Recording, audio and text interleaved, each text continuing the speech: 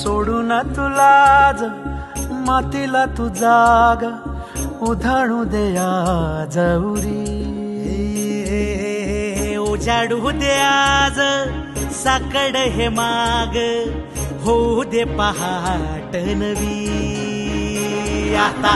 होऊन जाऊ दे साऱ्या जगाला पाहू दे पडू दे पाऊल